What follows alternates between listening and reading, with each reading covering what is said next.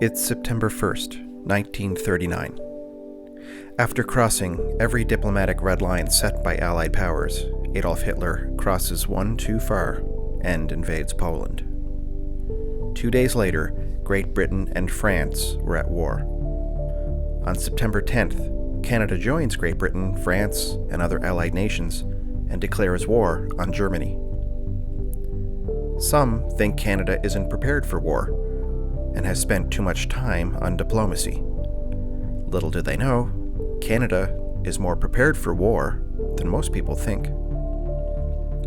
Earlier in Sydney, Cape Breton, plans are already underway to start defense projects along the coastline to protect the important steel and coal industries that will fuel the war effort.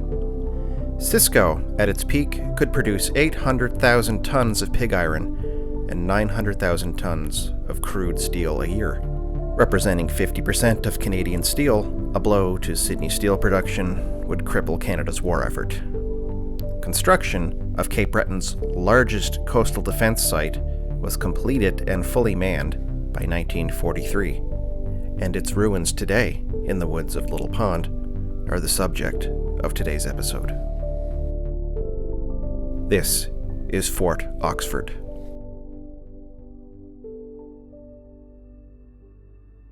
The port of Sydney was particularly important and vital to Canada's steel production. Unfortunately, with Canada's large unchecked Atlantic coastline, Sydney lay along the approaches to potential U-boat incursion. There were both anecdotal and real encounters with the Kriegsmarine and local fishing boats. Canada's limited resources were distributed equally amongst the most important ports of Halifax and Sydney in Nova Scotia and St. John in New Brunswick.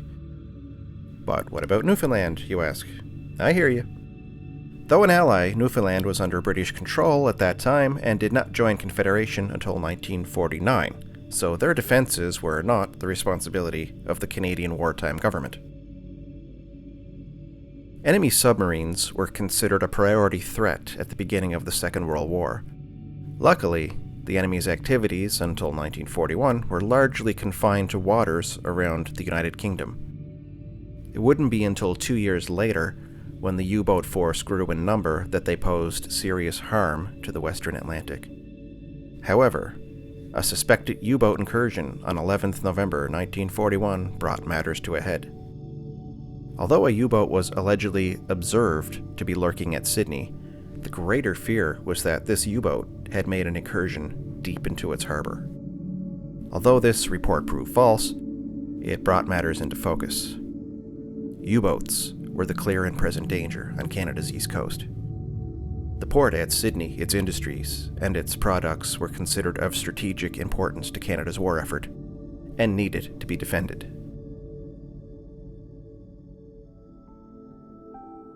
Built in 1943 by EGM Cape and Company of Montreal, who are now dissolved, at a cost of $780,000, about $14 million today, Fort Oxford, or Oxford Battery, was originally intended for Oxford Point, near Sheet Harbour on the mainland. Construction, however, was relocated to Little Pond, which was deemed of more defensible location. In concert with the other batteries located around Sydney Harbour, it added to the overall firepower brought to bear on the harbour entrance. This long-range counter-bombardment coastal gun battery was situated 6.5 kilometers northwest of the entrance of Sydney Harbour and about half a kilometer inland. The ruins consist of 2 dispersed batteries, although 3 were planned, 1 fire control and sighting tower, trenches, underground ammunition storages, and other supporting buildings and structures. Wood frame buildings such as barracks and guardhouses have long since deteriorated or were removed, and much is reclaimed by forest which would have been cleared to the ocean for sighting purposes. Many gun emplacements have been filled in, and there used to be another fire control observation post at nearby Point Oconee. There was also a CDX fire control radar tower built in 1944, location unknown, and the area was defended by 1 AA battery, a 20mm Hispano Gun. The main firepower of the battery was its 2 9.2-inch Mark 15 guns on Mk9 carriages, pictured here, and were equipped with powered rammers and hydraulic drives. These British-designed, interrupted screw breech loaded naval guns had the most successful service record of any British heavy ordnance. Their main role was to defeat any seaborne enemy attacking the port of Sydney. The platform was enclosed in a roofed gun house. The hydraulics meant that both projectiles and propelling charge could be hoisted in a single load. The maximum elevation was 35 degrees to give a maximum range of 26.5 kilometers, or 14.3 nautical miles. Each gun mounting was installed on a central cast steel pedestal in an open concrete pit 11 meters in diameter and 3.4 meters deep.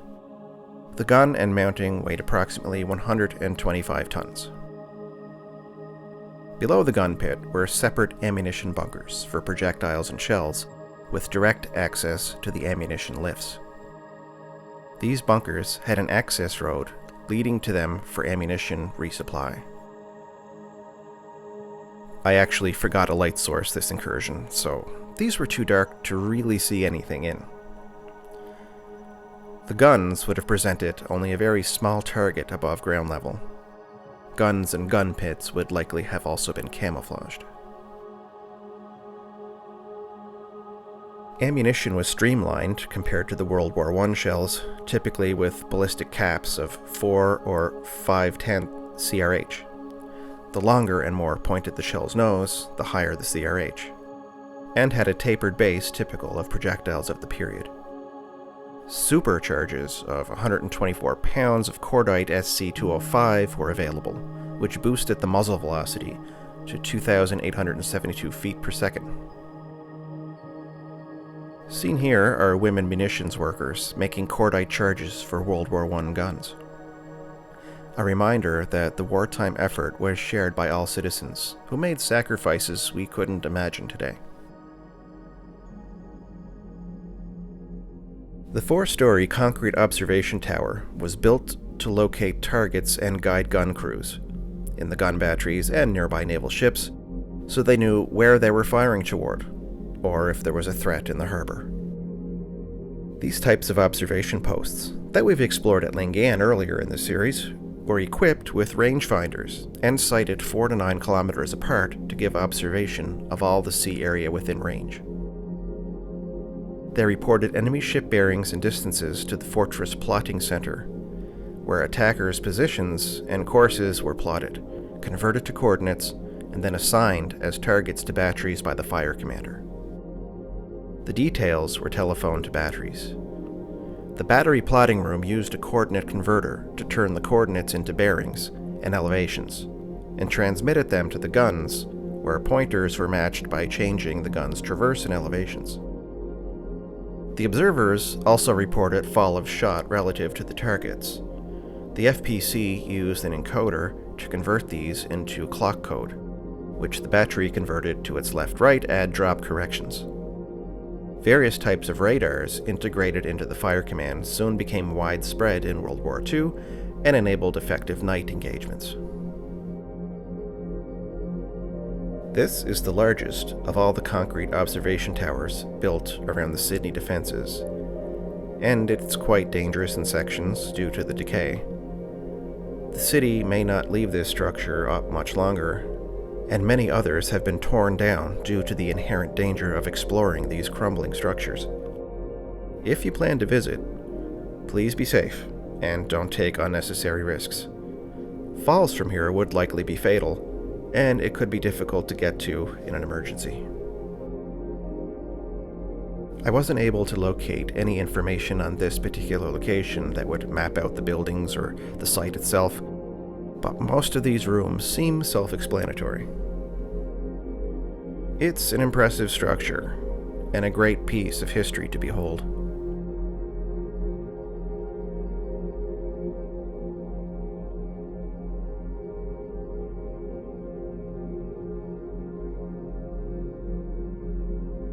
There were extreme difficulties in operating in winter conditions. The Lingan battery was out of action for about 24 hours simply because of the accumulation of ice on the guns. Despite the winter wind-down, there was still a requirement to remain vigilant and prepared. It was a time of continuous watchkeeping and anticipation, in the waiting for an enemy attack that might develop at any moment. In other words, for the troops, it was concurrently intense and boring. For those higher up in the chain of command, it was a time of worry. Were the preparations and adjustments already taken enough? Only a test by the enemy would reveal the outcome. Regardless, their preparations were a case of making do with what was available. Sydney was one of Canada's ports where convoys formed for movements overseas to Great Britain. Shipping, designated as slow convoys, were assembled here. Slow convoys consisted of older ships often recalled or spared from retirement. Thus, they were easy targets and attracted the enemy's interest. A constant state of awareness, vigilance, preparedness, and readiness in anticipation of a lurking enemy who did his utmost to hide his intentions until the last moment had to be maintained. Over time, the stress of constant high alert was very tiring and exhausting. That stress, and an apparent lack of action, could easily lead to complacency. The men were kept on their toes by constant drilling and trained to maintain that readiness. On February 5th, 1942, the worst happened. The ferry, SS Caribou, out of North Sydney, on its run to Port aux Basques, Newfoundland, was torpedoed and sunk. The sinking of SS Caribou occurred just as certain restrictions were removed by the Kriegsmarine, with entry of the United States into the war. This event was preceded January 12, 1942, when Dönitz unleashed Operation Paukenschlag on North America's east coast. Type 9 U-boats and its variants played a key role. Reinhard Hardigan, commander of U-123, sunk the British steamer Cyclops approximately 100 miles southeast of Cape Sable, Nova Scotia. Cyclops was not the only vessel sunk that close to home. The schooner Mildred Pauline of R.W. St. Hill and Company, North Sydney, Nova Scotia, was sunk by naval gunfire from U-136 in the North Atlantic. There were other losses as well, but the loss of the SS Caribou was particularly poignant for those serving in the batteries. The Caribou had other uses apart from being a ferry, as she was used for minor icebreaking and clearing a channel through the harbor at Sydney. The U-boats could have easily wreaked havoc all along Canada's eastern seaboard, but the Kriegsmarine chose to select and concentrate on the more lucrative targets of the U.S. merchant shipping instead.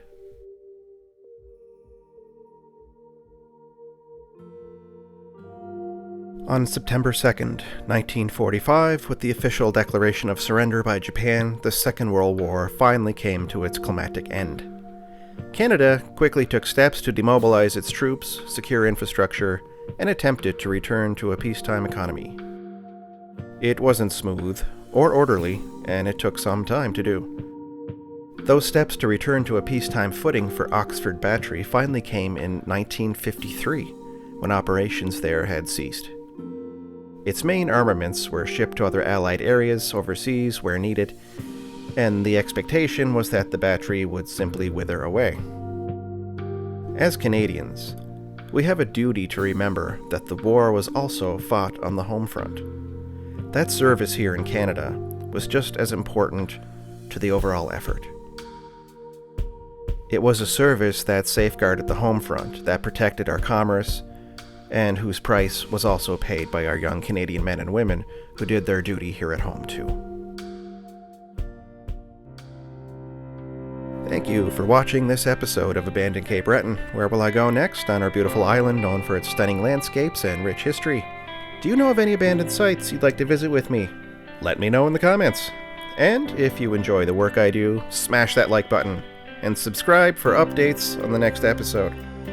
Join me next time as we embark on a journey to uncover the mysteries hidden within Abandoned Cape Breton.